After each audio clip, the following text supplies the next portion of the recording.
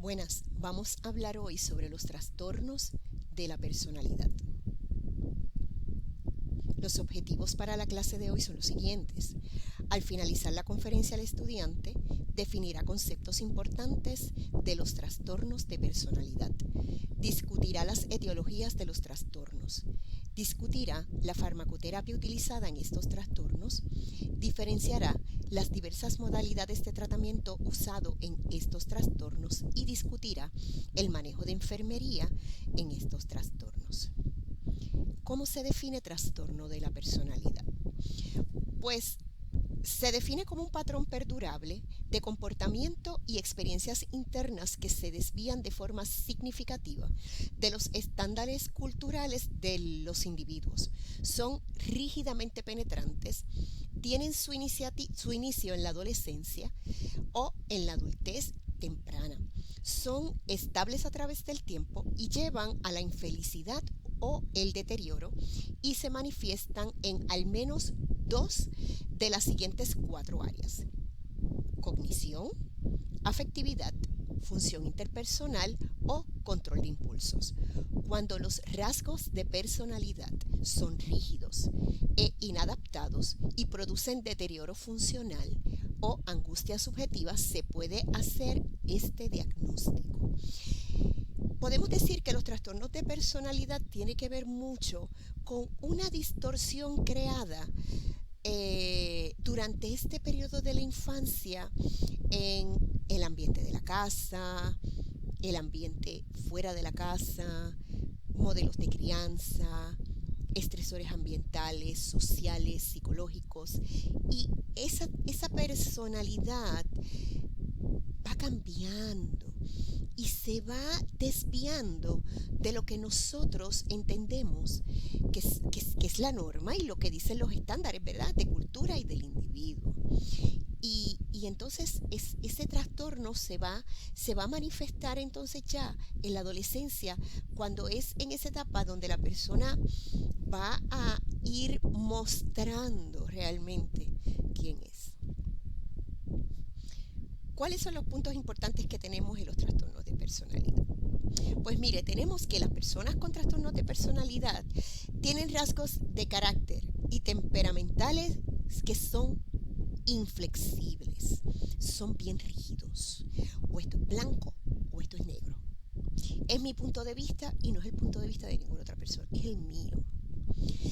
Son inadaptados y causan alteración funcional importante del individuo o un malestar psicológico significativo, porque obviamente como no pueden ir por la norma, por los estándares de la sociedad, pues causan malestar, causan incomodidad tanto al individuo como a los que están alrededor de ellos.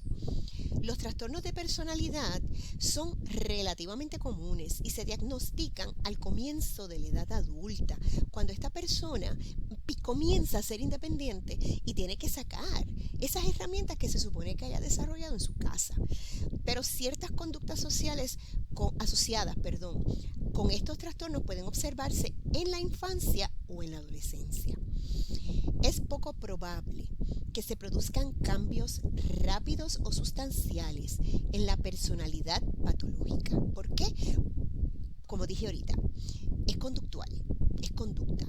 Y para usted cambiar conducta, ¿qué es lo que usted tiene que hacer? Usted tiene que mirarse adentro, tiene que haber introspección y usted entender que su conducta necesita un cambio. Y entonces tener el compromiso de cambiar y trabajar hacia ello. Por eso es que es bien difícil trabajar con los trastornos que son conductuales.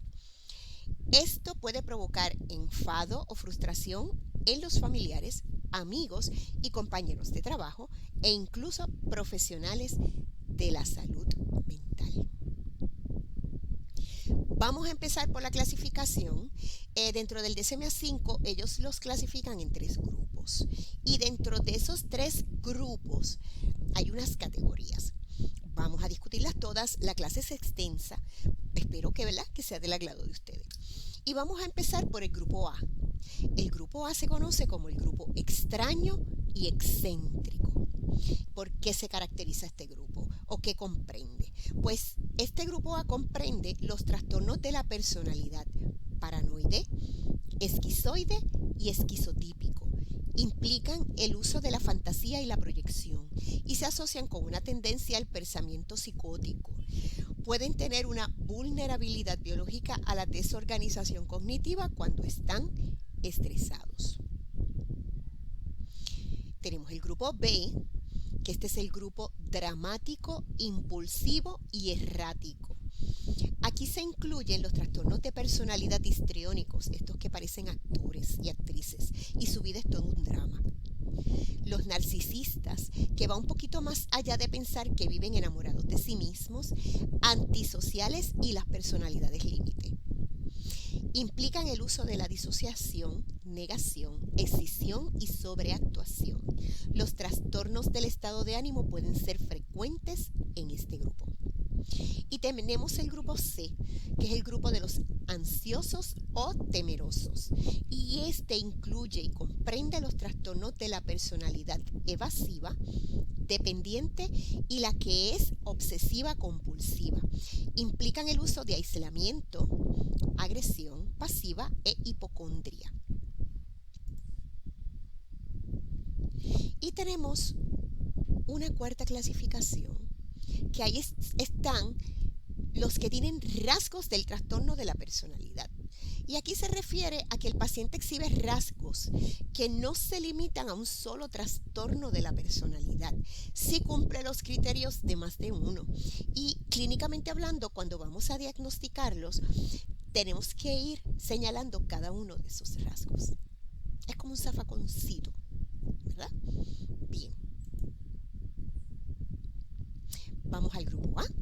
Y vamos a hablar sobre el grupo extraño y excéntrico y vamos a comenzar hablando sobre el trastorno de personalidad paranoide. Suelen caracterizarse por una enorme suspicacia y desconfianza hacia los demás. Se manifiestan hostiles, irritables, hipersensibles, envidiosos y enfadados. Rehúsan la responsabilidad de sus propias acciones. Ellos no asumen responsabilidad de lo que hacen. Y suelen proyectar su responsabilidad en los demás.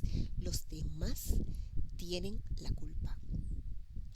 Entre los que sufren este trastorno están los intolerantes, los buscadores de agravios, los cónyuges patológicamente celosos y los litigantes crónicos. Son estas personas que no importa lo que usted le diga, siempre están buscando bulla y siempre están buscando problemas. Y hay un ambiente tranquilo y allá va a provocar una situación, a provocar un problema. Son estas personas que están buscando siempre demandar o provocar situaciones donde haya demanda. ¿Por qué? Porque yo la voy a ganar. Son estos cónyuges o parejas que necesitan saber dónde está su pareja todo el tiempo. Entonces los están llamando, están chequeando la hora, se supone que tú estuvieras aquí hasta ahora, con quién tú andabas, a mí no me gusta ese corillo, yo te quiero sola, y empiezan a alejarle las amistades, ¿verdad? Y estas personas que no tienen tolerancia a nada, no toleran a nadie, no toleran situaciones, no toleran una situación como esta de la pandemia, los saca a ellos de su contexto, porque les está moviendo el piso, los tienen cerrados, y ellos siempre van a ir en contra de la corriente. La epidemiología de esta categoría de la trastorno de la personalidad paranoide tiene una prevalencia de 0.5 a 2.5% de la población general, de un 10 a un 30 entre los pacientes hospitalizados y un 2 a un 10 entre los ambulatorios. Es mayor en minorías, inmigrantes y personas sordas. Incidencia aumenta entre los familiares de los pacientes con esquizofrenia y trastornos delirantes y es más frecuente en hombres. Su etiología, pues se ha establecido que hay un componente genético para esto y suele haber dificultades familiares tempranas e inespecíficas. Son frecuentes los antecedentes de abuso infantil. La psicodinámica, entre las defensas clásicas se encuentra la proyección, la negación y la racionalización. Esto ocurre por esto y esto y esto. La negación es que no reconocen las consecuencias de sus actos porque es el otro el que tiene la culpa. Entonces, la vergüenza es un rasgo prominente. Dios mío, pero qué vergüenza, ¿cómo es posible que esto haya pasado, que esto haya ocurrido? El super yo se proyecta contra la autoridad e influye en los problemas no resueltos de separación y de autonomía. Para hacer este diagnóstico, pues estos son los criterios. Un patrón de escepticismo hacia los demás y suspicacia paranoide de sus motivos, como lo demuestra la presencia de 4 o más de las siguientes características. Sospecha de que otros traman algo o toman ventaja de uno. Obsesión por la infidelidad de los amigos. Negativa a confiar en otros debido al miedo de que cambien sus lealtades. Detección constante de interpretaciones ocultas y perjudiciales de asuntos inocuos, asuntos que no tienen importancia. Incapacidad para hacer a un lado agravios y desaires. Percepción de ataque a su carácter o reputación, no apreciable por otros, pero él entiende que es el más ofendido. Nadie se ha percatado, pero él es el más ofendido. Y disposición a reaccionar rápidamente con enfado y contraatacar. Desconfianza constante de la fidelidad sexual de la pareja. Y en letras pequeñas dice que puede ser concomitante con la esquizofrenia, pero debe cubrir la personalidad incluso durante los episodios no psicóticos. Evolución y pronóstico es de por vida. Tienen problemas para trabajar y convivir con los demás. Estos son personas que nunca van a tener una pareja por largo tiempo. Son frecuentes los problemas laborales y de pareja. El tratamiento a nivel psicológico se utiliza la psicoterapia por elección, debe ser directa y recordar que la confianza y la tolerancia de la intimidad son emociones difíciles para estos pacientes. La terapia de grupo no es recomendable, pero puede ayudar a mejorar relaciones sociales y disminuir la suspicacia. En términos de la farmacología, se utiliza para atender la agitación y la ansiedad porque son intolerantes y se agitan mucho. Se pueden usar las benzodiazepinas. En ocasiones es necesario utilizar antipsicóticos como el altoperidol en dosis bajas y durante periodos breves para controlar la agitación intensa o el pensamiento delirante. El antipsicótico pimoside,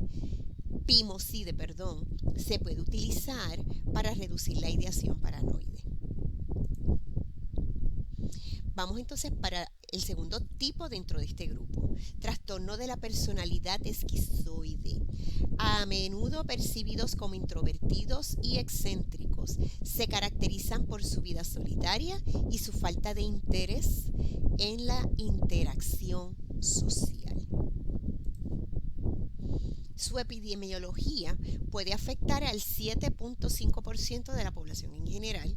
La incidencia aumenta entre familiares con esquizofrenia o con trastornos de personalidad esquizotípica y la incidencia es mayor entre los hombres que entre las mujeres, con una posible relación de 2:1. Es probable la intervención de factores genéticos. Suele observarse antecedentes de alteraciones en las relaciones familiares a nivel temprana. Y a psicodinámica, la inhibición social es generalizada. Las necesidades sociales se reprimen para defenderse contra la agresión. Dentro de los criterios de diagnóstico, pues tiene que existir un temperamento caracterizado por la desconexión social y el afecto restringido, demostrando más plenamente por la presencia de 4 más de los siguientes rasgos. Disgustos por las relaciones cercanas, incluyendo la familia. Preferencia habitual por estar solos. Asexualidad. No tienen parejas en su mayoría, falta de aficiones, ausencia de amigos o de relaciones estrechas con personas sin lazo de parentesco, apatía emocional. Puede ser concomitante con la esquizofrenia, pero debe cubrir la personalidad incluso durante episodios no psicóticos. O sea, que aunque si tiene esquizofrenia, mientras la persona no está delirante y con pensamiento y con paranoia y con alucinaciones, cuando está bien, a nivel de personalidad se siguen viendo estos rasgos. Es lo que quiere decir esto. Suele comenzar en la primera infancia, este suele comenzar bien temprano.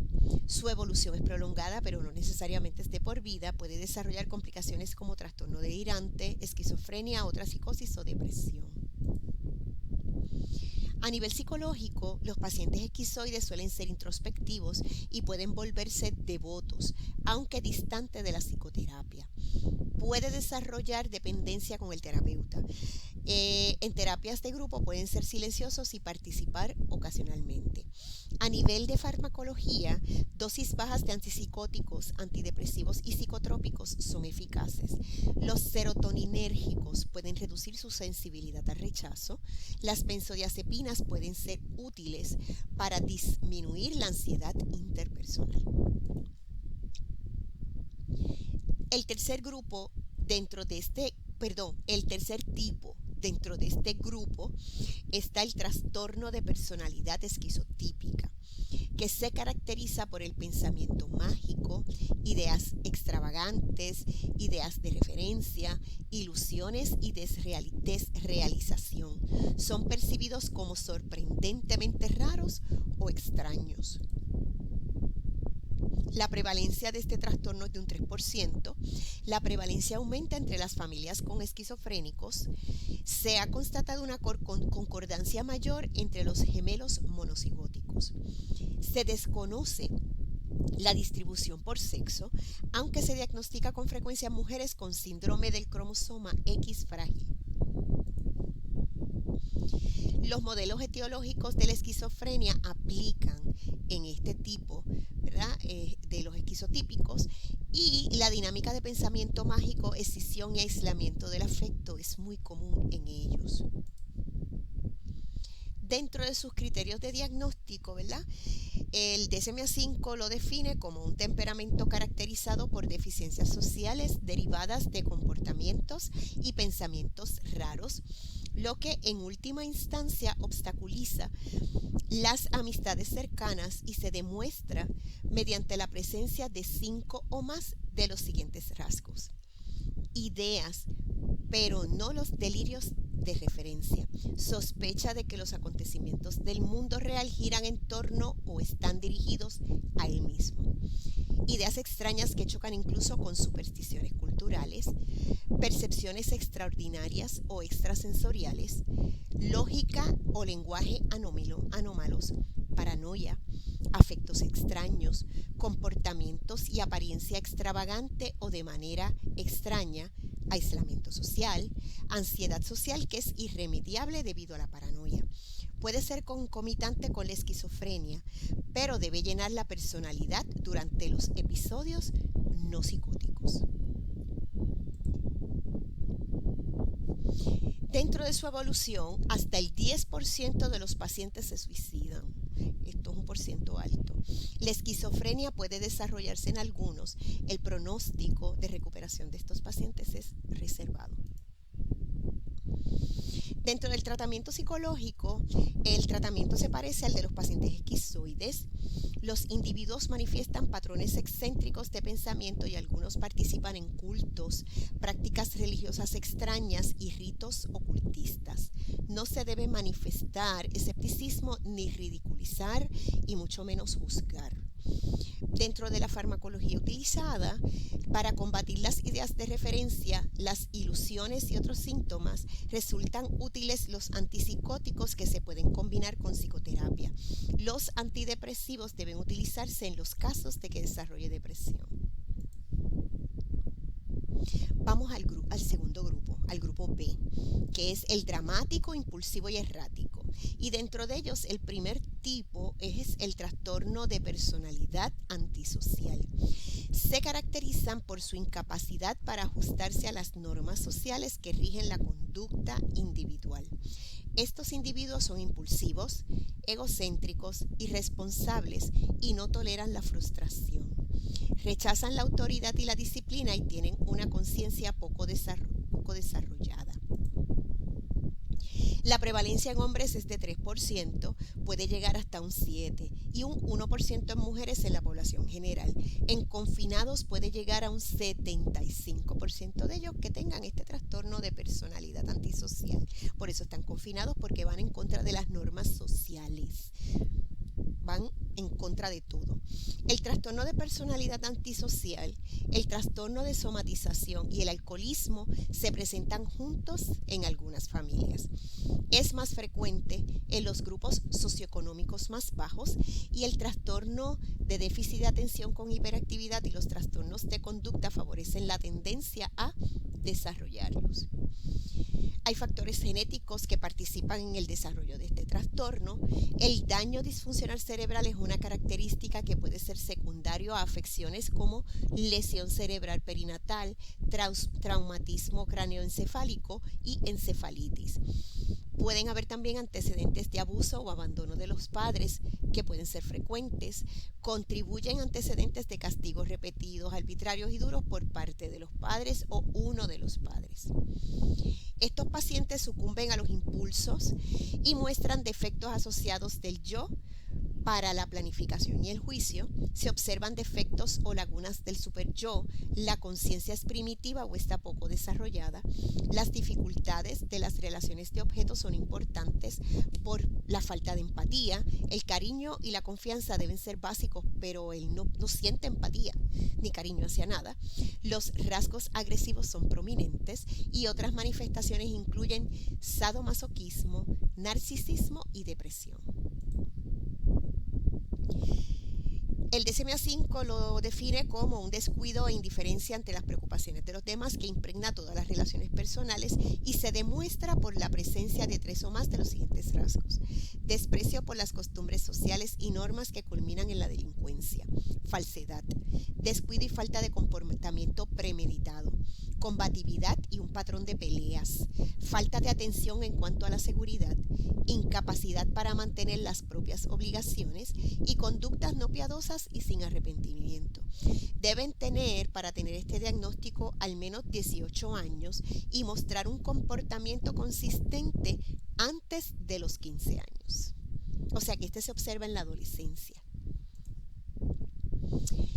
El pronóstico es variable.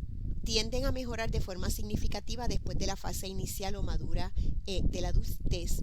Entre las complicaciones está la muerte por actos violentos, abuso de sustancias, suicidio, lesiones somáticas, dificultades legales y económicas y trastornos depresivos. Dentro de los tratamientos, la psicoterapia aquí no aplica porque ellos van en contra de la norma social. Grupos de autoayuda pueden ser útiles. Establecer límites firmes crucial antes del tratamiento. Se debe vigilar por comportamiento autodestructivo y se debe frustrar el deseo de huir de encuentros humanos honestos y superar el miedo a la intimidad.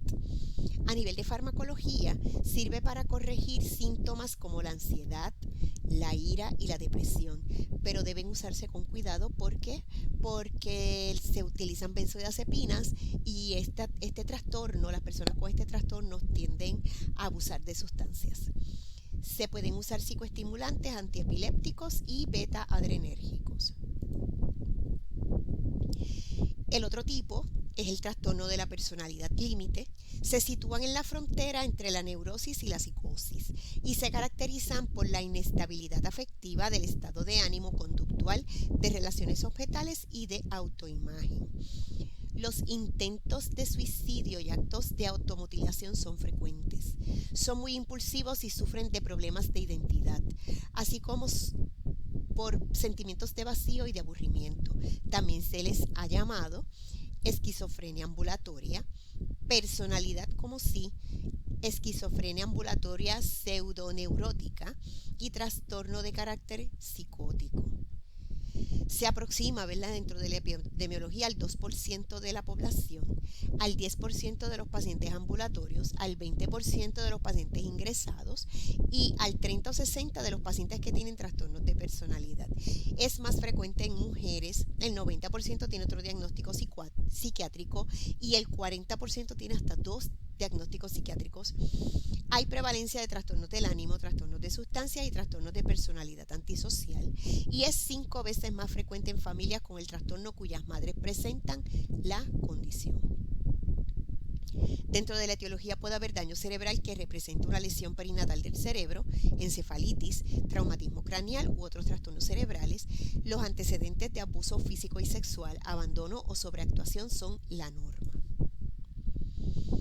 Dentro de la psicodinámica está lo que se conoce como excisión, que es que el paciente divide a las personas en los que lo quieren y los que lo odian, los buenos y los malos, no hay términos medios. Idealización primitiva ve a los otros como en la excisión, pero con idealización continua y se culpa a sí mismo de eso. Identificación proyectiva atribuye rasgos idealizados positivos o negativos a otras personas y luego procura implicarla en interacciones que confirman su creencia. Poseen unas necesidades intensas de agresión y una fuerte hambre objetal que a menudo se alterna. Tiene un marcado temor al abandono, pobres controles internos, tornarse contra sí mismo, siente odio y aversión hacia sí mismo, y disfunción generalizada del yo origina un trastorno de identidad.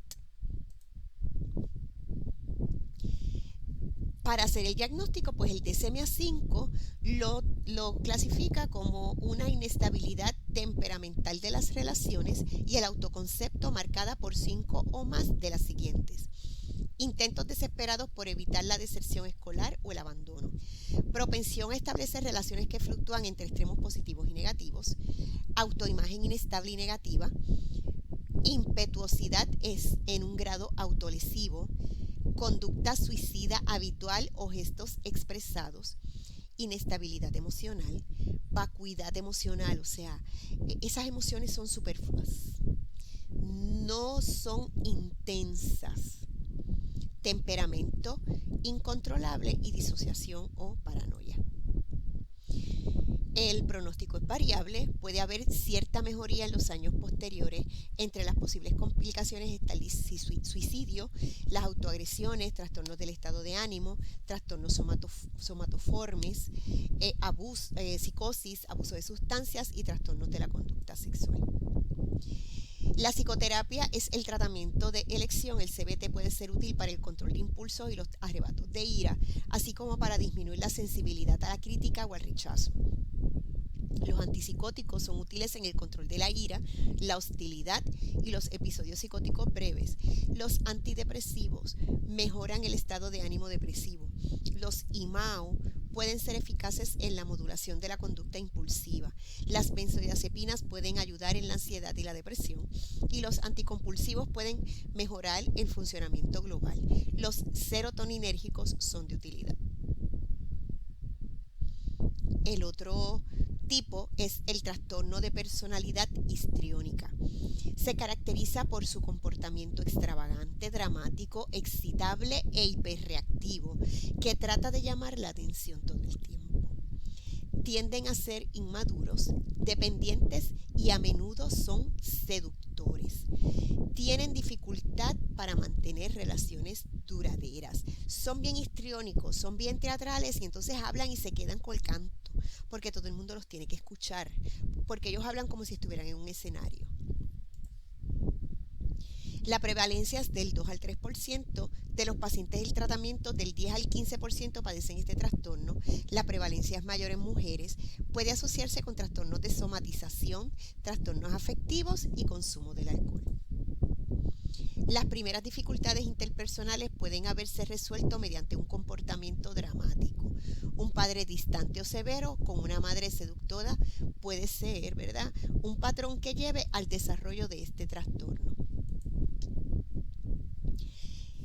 La fantasía de actuar un papel con estilo emocional y dramático es su rasgo típico. Entre las defensas habituales están la represión, la regresión, la identificación, la somatización, la conversión, la disociación, la negación y la externalización. A menudo se observa una identificación defectuosa con el padre del mismo sexo y una relación ambivalente y seductora con el padre del sexo opuesto. Fijación en la etapa genital temprana, rasgos orales prominentes porque son bien vocales y miedo a la sexualidad a pesar de la seducción abierta.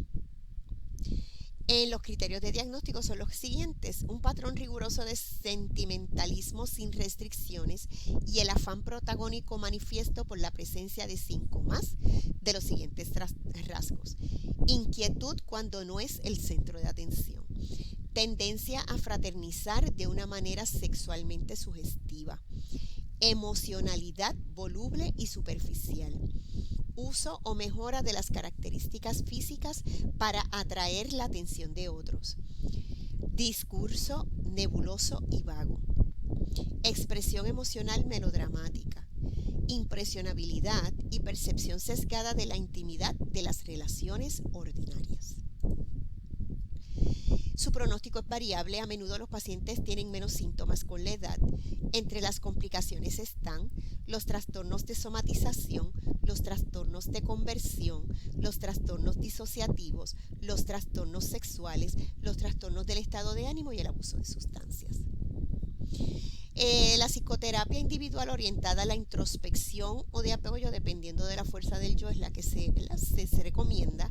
El énfasis se pone en los sentimientos más profundos del paciente y en el uso del drama superficial como una defensa contra ellos. Se utilizan antidepresivos para aliviar la depresión y las molestias somáticas. Los ansiolíticos combaten la ansiedad y los antipsicóticos se emplean frente a la desrealización y las ilusiones. Vamos ahora al grupo. No, seguimos en este grupo, perdón, discúlpenme. Vamos al otro tipo. Trastorno de personalidad narcisista. ¿Quiénes son estos?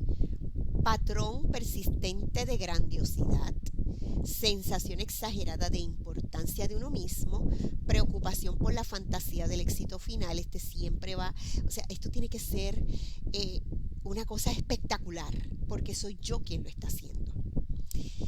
Respuestas exageradas a la crítica, inquietud excesiva por la autoestima y la imagen propia y la alteración de las relaciones personales. Este grupo no tolera la crítica, porque para ellos lo hicieron todo bien.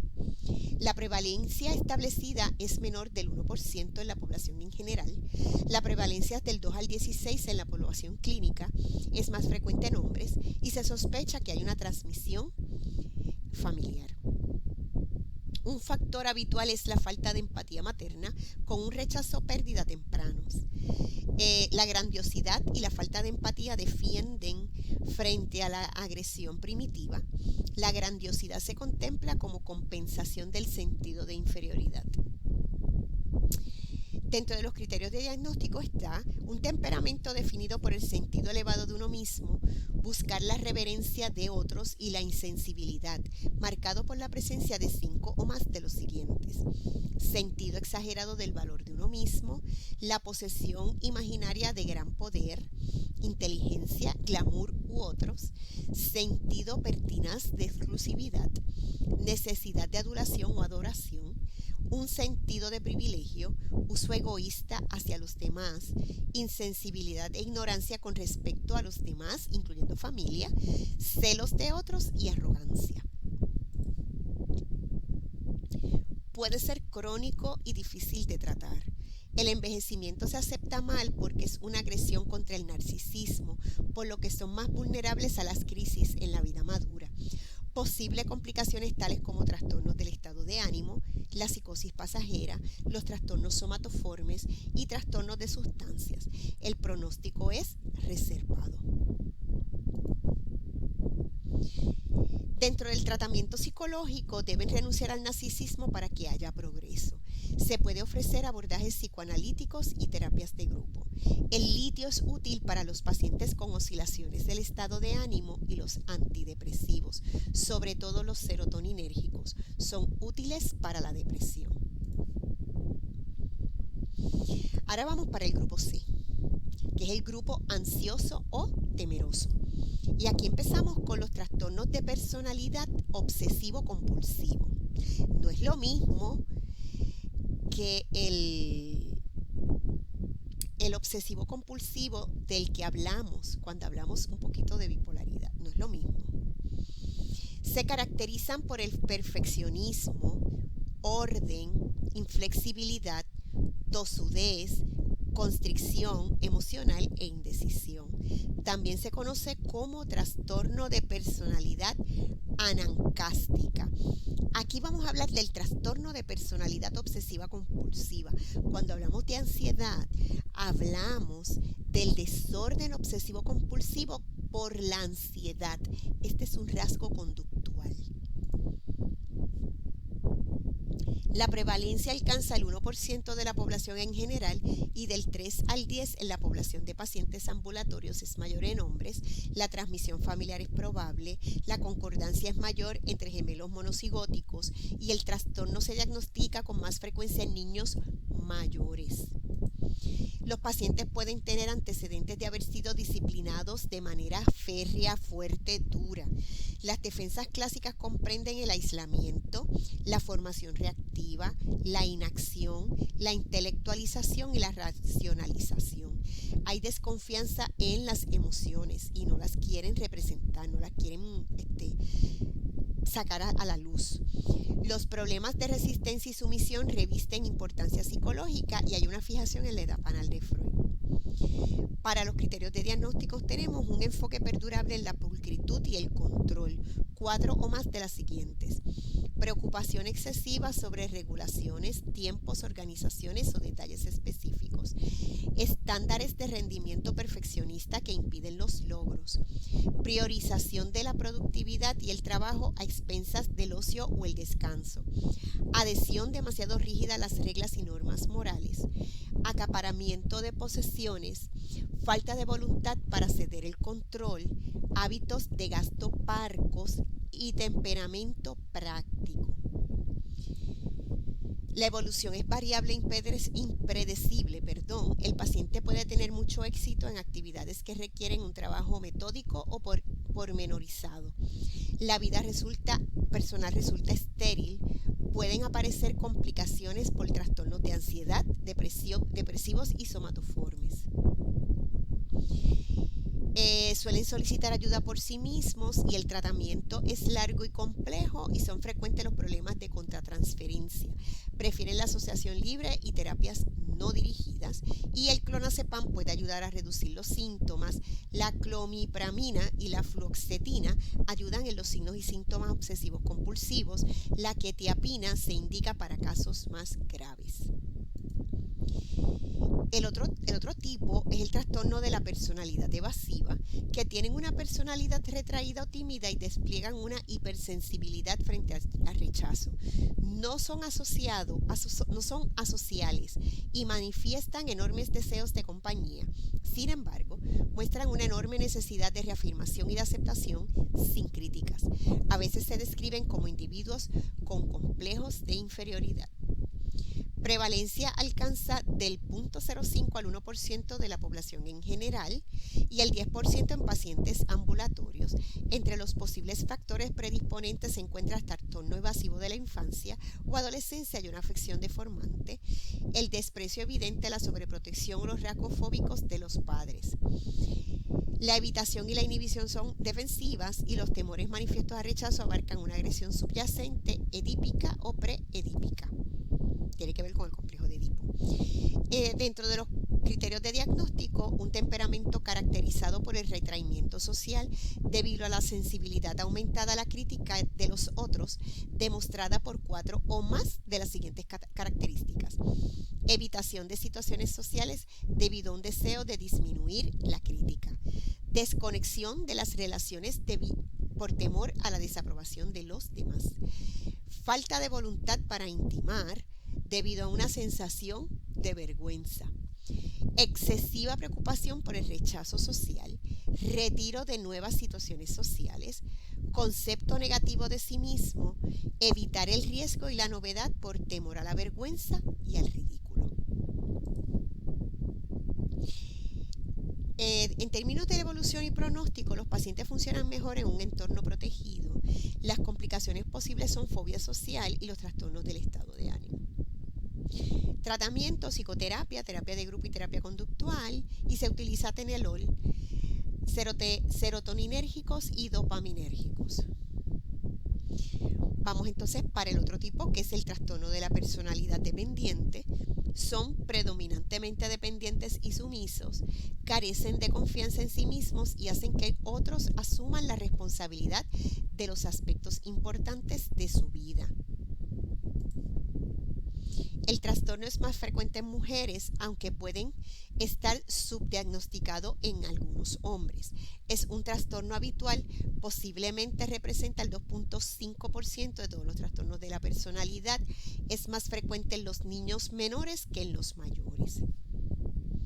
Entre los factores está la enfermedad física crónica, la angustia de separación o la pérdida parental en la infancia. Hay conflictos de separación no resueltos, ¿verdad?, en esta psicodinámica, y el estado de dependencia supone una defensa contra la agresión.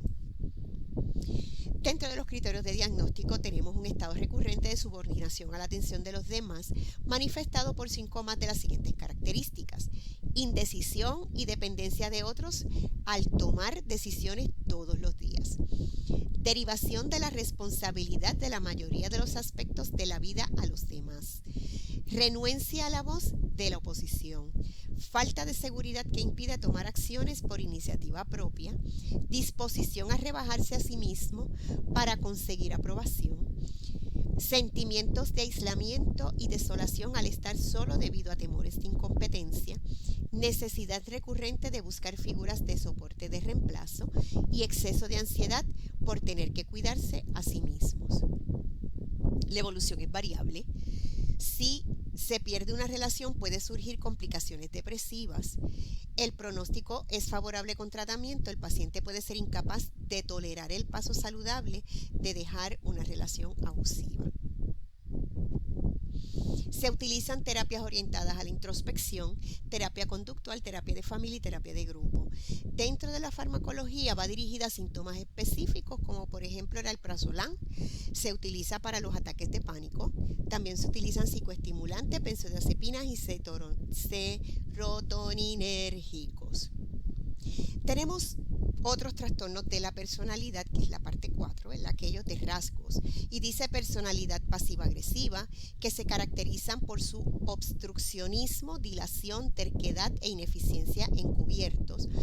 Personalidad depresiva, que se caracteriza por rasgos del espectro depresivo presentes durante toda la vida. Son pesimistas, llenos de dudas sobre sí mismos e infelices de manera crónica. Son pasivos, introvertidos y cumplidores del deber. Personalidad sadomasoquista se caracteriza por elementos del sadismo, el deseo de causar a otros dolor sexual, físico o psicológico, y de masoquismo, el deseo de causar dolor a sí mismo, ya sea sexual o moralmente. Tenemos la personalidad sádica, que es un patrón generalizado de conducta agresiva, humillante y cruel hacia los demás. La violencia y crueldad física se utilizan para infligir dolor a los demás. Son amantes de la violencia, las armas, heridas y tortura. Tenemos los cambios de personalidad por una afección médica, que se producen por daño o disfunciones cerebrales, trastornos de la personalidad orgánicos, síndrome postencefálico y síndrome postconmocional. Y tenemos por esteroides anabólicos, que pueden causar alteraciones persistentes de la personalidad y el comportamiento. En esa tablita pequeñita que se ve ahí, tenemos síntomas de los trastornos de la personalidad e intervenciones de enfermería correspondientes, y le dice cada uno, ¿verdad?, de los trastornos de la personalidad, cuáles son sus síntomas y cuál es la intervención de enfermería correcta. Esto está en el libro de Videbeck. El libro de Videbeck en español ustedes lo tienen en Blackboard, así que lo pueden buscar ahí, porque esa tablita yo la saqué de ahí y la van a ver más grande y más clara. Y entonces esa otra tablita, que también está en el libro de Videbeck, le habla sobre el tratamiento psicofarmacológico de los síntomas de los trastornos de personalidad, y dice cuál es el síntoma y cuál es el psicofármaco utilizado de elección. Ya con la clase. Espero que haya sido bien clara. Cualquier duda o pregunta, no duden en escribirme o me la envían al foro de dudas, o cuando nos reunimos los miércoles me pueden hacer preguntas para clarificar las dudas. Que pasen una linda semana. Nos vemos. Bye.